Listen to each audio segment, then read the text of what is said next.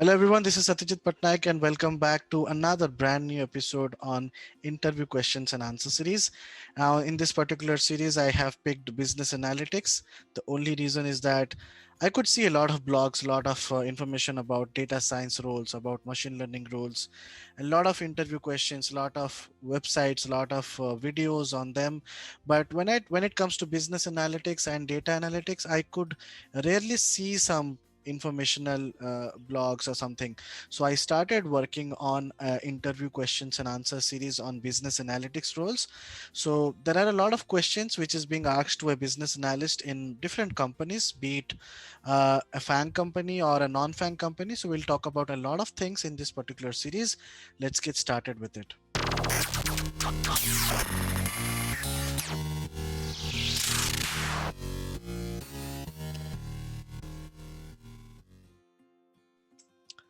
Now, before getting started with it, just to let you know about the market, business analytics is, of course, a part of analytics, and data science and analytics domain has a lot of job options, as I already explained to you in a couple of other videos as well.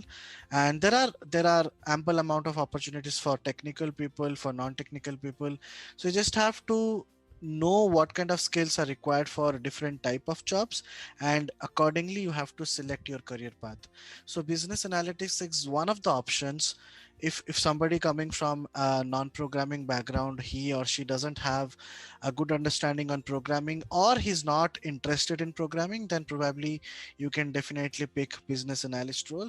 It's not that I'm not, I don't mean that way, because I don't mean that people who cannot do anything in the programming fields they can pick this. It's not like that. It all depends upon your area of interest. Like, let's say some people like data visualization, some people like the hardcore programming and all those things. So anyways, let's get started, guys.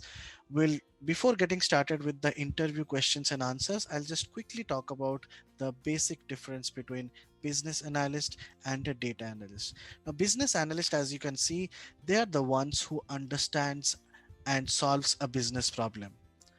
They are directly connected with the client, with the higher management. They try to understand the business, and accordingly they try to take the next steps. Similarly, they validate the business requirements, they do the competitor analysis, they try to see what kind of tools and technologies has to be used, and documentation part, data storytelling, visualization, all these things are being owned by the business analysts. Similarly, mediates between the IT team and the stakeholders, as I already told you. Now, what is a data analyst? Data analyst is somebody who gathers and processes large data set. For example, you already know the use case you are currently working on. Probably when you hand over the use case to the data analyst, his first task is going to be extraction of data, collection of data from multiple data sources, and then structuring them, restructuring them, and doing pre-processing and all those things, and then finding insights out of it. Okay, so as I already told you, gathering and processing large data set, analyzing the collected data, unravels useful business insights to the company. So this is the basic difference. Sometimes somebody who is getting hired as a business analyst, he or she might also have to work like a data analyst, and vice versa. So these are two different terminologies being used in the market. Some people think both are same, but marginally they are different, because this is completely on the business side and this is completely on the data side. Okay, now, moving on to the topics of interview questions, I obviously there are technical questions and non-technical questions, but I have actually created four different sections of questions being asked to a business analyst. So four categories of questions would be, it all depends upon your level of interviews, right? So you might have two technical rounds, one or two managerial rounds, and one or two rounds with HR, right? So it all depends. So the four categories of questions will be, one will be behavioral, one will be functional, one will be technical, and one will be analytical and scenario based questions. In this particular video, we shall be talking about all the theoretical aspects, and in our future videos, we'll go deep and deep into the technical parts, SQL questions, Python questions, from basics to advanced. So it's going to be a couple of It's going to be a series of videos. So just follow these videos and definitely you'll have a good success rate in the industries. Let's get started with the behavioral part. Now, what is a behavioral question? Behavioral questions, obviously, see, non-technical questions, many people in India, they don't give importance to that, right? And I must say communication plays a very vital role. So behavioral questions and functional questions are something which will be based on your it will be spot on. The question could be anything.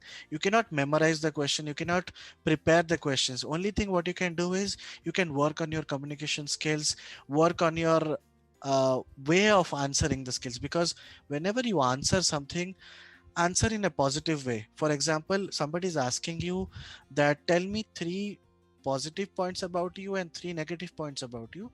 So positive points, everybody, like, I can tell thousands of positive points about you. But for example, if your interviewer is asking you tell me about the negative points, in those negative points you have to be very careful. You cannot tell that I'm lazy.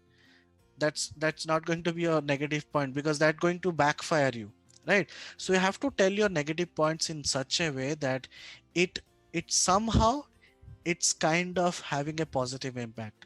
Okay, let's forget that and let's go ahead with the behavioral questions. What could be the behavioral questions? How to handle different clients and stakeholders. Now, some of the cases as a business analyst, you might be dealing with a client who is very angry. So how to deal with these kind of situations could be one of the questions, right? Now, obviously, there could be tons of answers. One of the answers could be, yeah, I'll try to understand his requirement very thoroughly. I will be very calm and I'll be very patient in listening to his point of view, his business requirements from his point of view, and then I'll take it accordingly. I'll not be able to cross question him much. In case I have any questions, I'll politely ask him something. Could be one of the answers, right? Any mistakes you did in past and how did you rectify it? Obviously, again, it's a situational based. You can talk about one of your mistakes or one of your code failures or one of your model failures, or one of the mistakes which you have faced in your previous organization, and after the mistake has been done, how did you rectify it? That's going to be very important, right?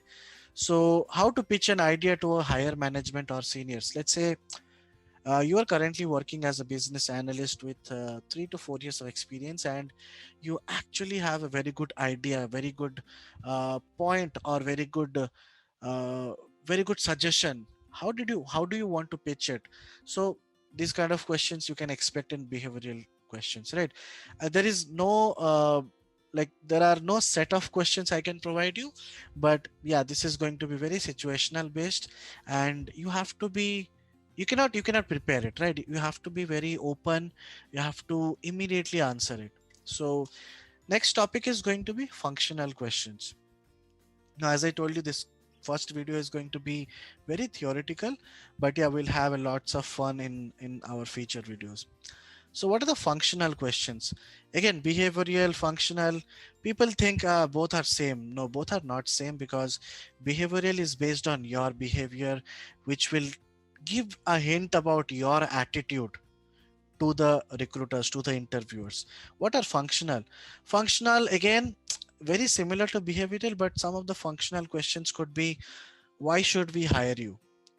Uh, Again, tell me five pros and five cons about you.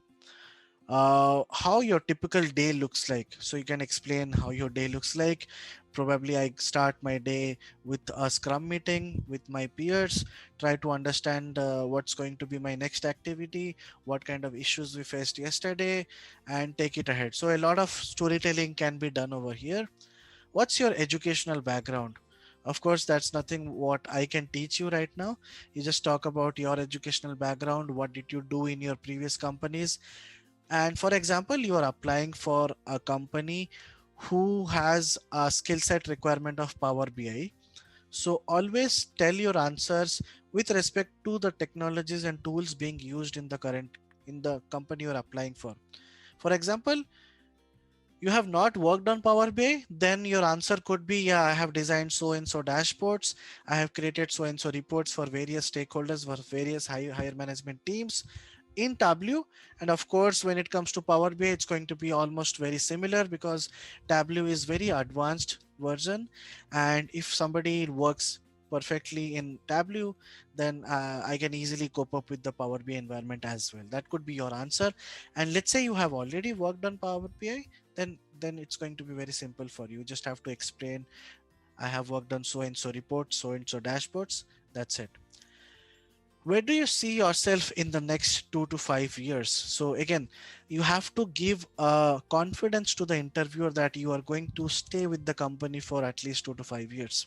That's basically the main motive of this question.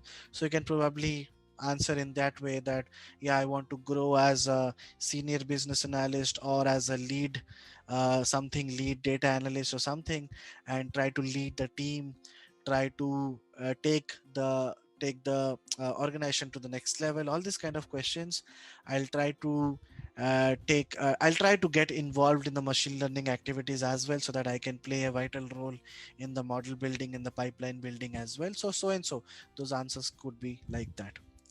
So behavioral and functionals, these are some of the examples. In case you are more keen towards these kind of questions, you can probably go ahead and check out on Google.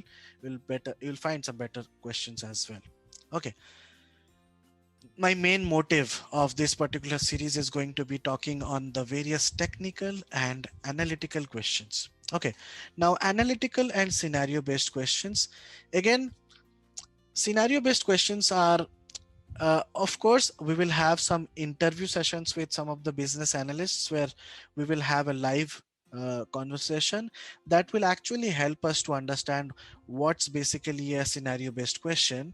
But again, I will give you a small example how it works. Like, for example, you have gone for okay, I'll talk about one of my examples. I had gone to one of the companies where they had created some uh, probably I cannot speak, but yeah, situational scenario based is something like they will ask you a scenario based on their product, and they will ask, okay, let's say this is my product, and we have a website for that, and somehow the customers are coming in, they're not buying in. What could be the possible scenarios? How do you start analyzing this issue?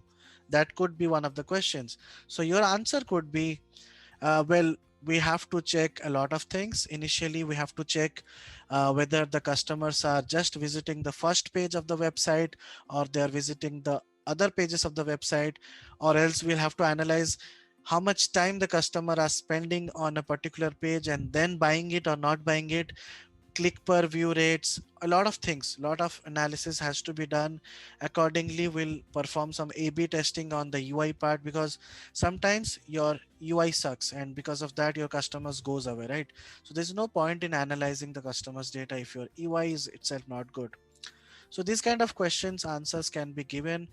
He or she could ask like, okay, we are building an Alexa type of model, uh, what should be the approach? How do you start working on a use case like this? Like, if you have to build your own Alexa, so probably you have to think in that way that I'll have to deal in such a way that I have to provide speech, I'll then convert my speech to text, and accordingly I'll process the text. Based on the text, probably if I'll try to identify some part of my text. For example, if I'm telling play a song, I will try to identify if the song keyword is there.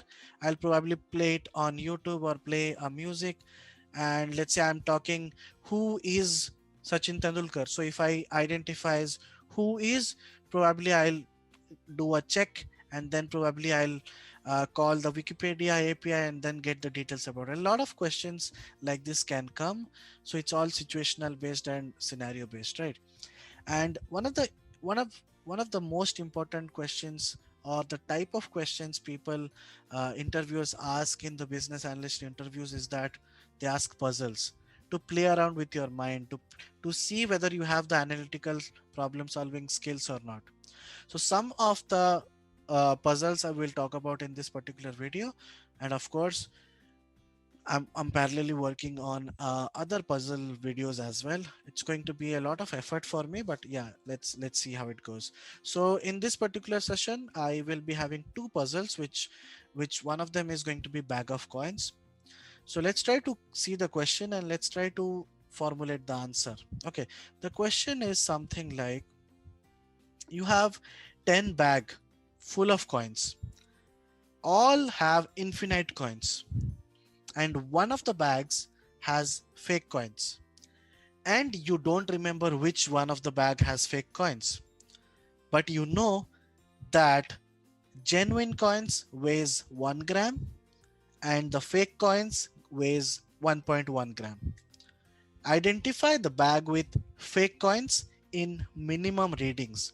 So with minimum time of readings, you have to identify which bag is the fake bag. Of course, the maximum times will be 10 times. You just weigh the sack every time and you identify, right? So what is the minimum readings you can do and identify the bag? Note, you have a digital weighing machine. People who wants to answer this by your own, pause the video, try to answer it, and then play the video to see the answer.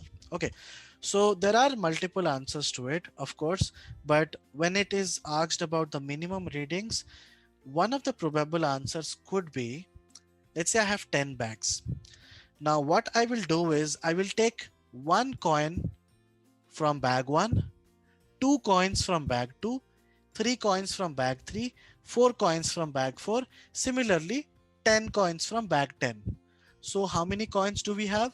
1 plus 2 plus 3 plus 4 till plus 10, which will be 55. So we have 55 coins. We will weigh the coins. We will see what is the weight of the coins. Let's say we get the weight as 55.5. That means it is the fifth bag which is having the fake coins, because fifth bag has, we have picked 5 coins from the fifth bag, right? So 5 coins from the fifth bag will be 5.5. So 1 plus 2 plus 3 plus 4 plus 5.5 plus 6 plus 7 plus 8 plus 9 plus 10. It's going to be 55.5. Similarly, if your output is 55.7, it's going to be the seventh bag. 55.1, it's going to be the first bag. And accordingly, with just one attempt, you can easily find the optimum number, easily find the bag having the fake coins, right? This is one of the questions which was being asked in one of the business analyst interviews. The next question will be shake hands. The topic is shake hands. At a party, everyone shook hands with each other. The total number of handshakes were 66. How many were there at the party? Now, try to analyze this mathematically with a pen and paper. Probably I can take, okay, it's okay. I will just explain you. You can write it down in the pen and paper. I will try to understand it. Let's say there are 2 people in the party. How many handshakes there will be? 2 handshakes. Sorry, 1 handshake, right? 2 people, 1 handshake. 3 people, so AB, AC, BC. 3 people, 3 handshakes. So, sorry, my bad. I just got confused. 2 people, 1 handshake. Yes, 3 people, 3 handshakes. How much will be, how many handshakes will be for 4 people? For 4 people, AB, AC, AD, BC, BD, CD. 6 handshakes. So if I just talk about,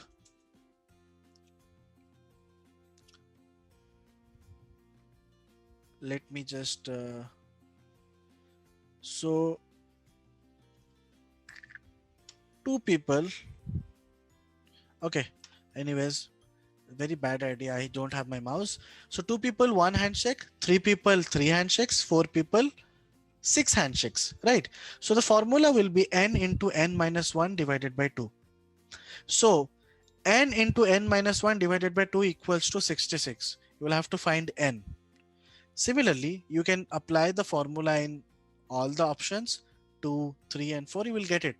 Let's say n into n minus 1 by 2. In the first case, n is 2, right? So 2 into 2 minus 1 equals to 1. 2 into 1 by 2, which is 1. So output will be 1 handshake. When we have 3 people, n into n minus 1 by 2, which is 3 into 3 minus 1 by 2, which is going to be 3. Similarly, n into n minus 1 by 2 equals to 66. So your final n value will be 12. So there are 12 people and there will be 66 handshakes. Okay. Similarly, there could be some other brain teaser type of questions in terms of business analyst. A small course alert. iNeuron is launching its business analytics course, which is specially meant for the non-technical folks who would like to enter the data science and analytics areas. It's not like technical background people can't go for this course, but they are open to take it as well. But people with non-technical background will be more beneficial as this course involves very less programming engagement. So details of this course will be provided in the description below. Go ahead and enroll for it in case you are interested. Talking about the trainers, I'll majorly be the trainer for this course, and of course Sudhanshu and Krish will have their presence as well. Now the next topic is going to be technical questions. Now again, technical questions, I will not cover everything in this particular video, but I'll have separate videos coming in for these kind of topics. Of course, there are theoretical questions and there are practical questions, right? So the topics would be like basics of Python, SQL, advanced SQL, dashboard building questions could be related to DAX and all these things, Power BI, Tableau related questions, and basics of machine learning and AI. Okay. So let's go ahead and understand about the theoretical questions. Once done, we'll move on to the practical questions. So what are some of the theoretical questions which might get asked in the interviews? Types of SQL statements. Now we already know about DDLs, DMLs, right? But these are the two types. But of course, the answer to this question would be there are three types of SQL statements majorly. One is going to be your SQL definition, one is going to be your SQL manipulation, and one is going to be your SQL control. Now, what do you mean by that? Definition is nothing but your DDL, data definition language. Okay, DDLs, there could be multiple options in under DDL: create queries, alter, and drop. Okay, what is manipulation language? DMLs: delete, insert, select, update. These are all your DMLs. So when it comes to transaction controls, control statements like the under SQL control, commit, rollback, set transaction. In session control, there could be alter session, set roles. These are the different SQL statements. Of course, you don't have to memorize it. Whatever you think in your mind, even if you answer DDLs and DMLs, that should be more than enough. And you can just take some examples of create, alter, delete, insert, and just answer them. Okay. The next question will be, what's your experience with technical and functional documents? If this kind of questions are asked, of course, as I already told you, business analysts are responsible for the documentation work and the initial requirement gathering about it as in about the project. So they need to create documents such as stakeholder analysis, scope statements, and if required, they also need to work on competitor analysis. Sorry for the typo mistakes, I'll just rectify it. And yeah, of course, as I told you, because they have to be, they take the ownership of documentation because they prepare the business documents, they prepare the high level documents, high level design diagrams. So all this kind of documentation work they do because they are the ones who get involved with the business directly, with the client directly. They understand the business requirements, and that's how they go to the next steps, right? How do you convey complex technical information to a non-tech stakeholders? Let's say, I think this is one of the questions being asked in your behavioral, right? So if you have to pass on some message to the non-technical stakeholders, how do you do that? So the way you answer will showcase your communication skills, right? Because let's say I am being asked that, can you explain what is fraud analytics? How will you create your model to a program manager, probably a manager who doesn't have the AI background or doesn't have the data science knowledge? So how do you do that? If you just talk about, well, create a model and this model will we will use the metrics as confusion matrix, we will check the recall precision, and then we will deploy the model and we'll see. These kind of terminologies, if you speak in front of them, he will not be able to understand it, right? So from layman's point of view, you have to explain them, you have to make them understand. Just assume they don't know anything about it, so you have to explain them. Of course, you can explain them. You just have to tell them we have to create some predictive modeling. Let's say we have 1,000 records. Out of 1,000 records, probably 5 or 10 are fraudulent records, rest are non-fraudulent records. We have to analyze all these records. We have to do an analysis to see the characteristics of the fraudulent records. Accordingly, we will be passing the data to a model, which is kind of a predictive modeling. Of course, we will be using some statistical algorithms.